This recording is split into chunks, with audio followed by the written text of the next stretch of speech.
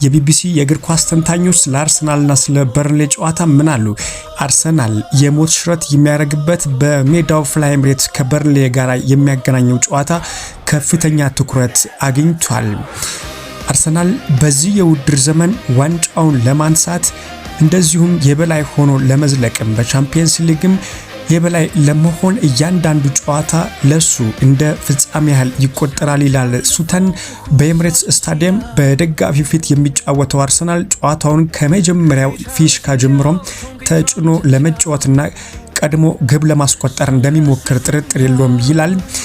እንግዲህ የክንፍ መስመር ተጫዋቹ ፍጥነትና በሰንሰለት የተያዘው የአማካይ ክፍል ፈጠራ ለበርንሌ ተከላካዮች ትልቅ ፈተና ይሆናል ተብሎ ነው የሚጠበቀው።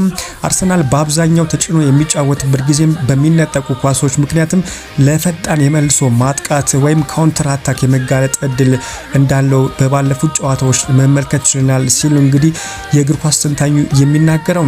በርንሌ ወደ ለንደን ወይም ወደ ፍላይ ኤምሬትስ የሚያቀነው እንደው ዝም ብሎ ስለወረደ ብቻም ሳይሆን አቅሙን ለማሳየትና የእንግሊዝ ፕሪሚየር ሊግ እያንዳንዱ ክለቦች ምን ያህል ፈተና መሆናቸውንም ለኤምሬትስ ደጋፊዎች ለማሳየት እንደሆነ ነው የሚናገረው። በዚህ ጨዋታ ለአርሰናል ጠንካራ ተፎካካሪ ይሆናል ተብሎ ነው የሚጠበቀው። በርንሌዎች እንደሚታወቀው በአካል ብቃት ላይ የተመሰረተ እንደዚሁም ጥቅጥቅ ያለና መስመር የጠበቀ የመከላከል ስልት ወይም በዚህ ሎ ብሎክ ይዞ እንደሚገባ ይጠበቃል። የአርሰናል የአማካይ ክፍል ነጻነት መንሳት ዋነኛ እቅዳቸው ይሆናል ተብሎ ነው የሚጠበቀው። እንግዲህ በርንሌ በማዕዘንና ከቅጣት ምቶች በሚሻገሩ የአርሰናል ኳሶች ወይም ሴት ፒስ ላይ በጣም አደገኛ እንደሆኑ ይታወቃል። ልክ እንደ አርሰናሎች ማለት ነው።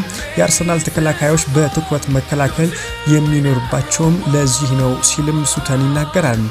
ለማንኛውም ሁለቱ ክለቦች ከዚህ በፊት ባደረጓቸው ጨዋታዎች አርሰናል የበላይነቱን ይዟል። ታሪካዊ መረጃዎችና እውነታዎች እንደሚያመላክቱ ከሆነ አርሰናል በተለይም በሜዳው ከበርንሌ ጋር ባደረጋቸው ጨዋታዎች ሰፊ የአሸናፊነት ታሪክ አለው። በርንሌ አልፎ አልፎም ኤምሬትስ ስታዲየም ድረስ መጥቶም ነጥብ በመውሰድና ጨዋታዎች በማሸነፍም ታሪክ ያለው ቡድን መሆኑን መዘንጋት የለበትም። በእነዚህ ክለቦች መካከል የሚደረጉ ጨዋታዎች አብዛኛውን ጊዜ በታክቲክ የታጠሩና ጥቂት ግቦች የሚቆጠሩባቸው የመሆን አጋጣሚ ተመልክተናል። አርሰናል እንግዲህ በዚህ ጨዋታ ሁለት እጣ ፋንታውን የሚወስኑ ሁለት ወሳኝ ነጥቦች ይኖራሉ ተብሎ ነው የሚጠበቀው። አንደኛው የአርሰናል አማካዮች የበርንሌን ጥቅጥቅ ያለውን የመከላከል ክፍል እንዴት ሰብረው ገብተው ጎል ያስቆጥራሉ የሚለውም ሲሆን፣ ሁለተኛው ደግሞ የበርንሌ ረዣዥም አጥቂዎች ከአርሰናል መካከለኛና ተገዲ ከፍተኛ የሚባሉ ተከላካዮች ጋራም የሚያደርጉት የአየር ላይ ኳስ ፉክክር ጨዋታውን የመወሰን ጉዳይ ይኖራቸዋል ተብሎም ይጠበቃል። የአርሰናል ፈጣንና የማራኪ እግር ኳስ ወይም የበርንሌ ብረት የለበሰ መከላከልና ቁርጠኝነት ያሸንፋል ወይስ በኤምሬትስ የሚደረገው ይህ ፍልሚያ በእርግጥም ጥፍር የሚያስቆረጥም ሆኖ አርሰናልን ለዘመናት የሚያስቆጭ አጋጣሚ ሆኖ ያልፋል? የብዙዎች ትኩረት ነው።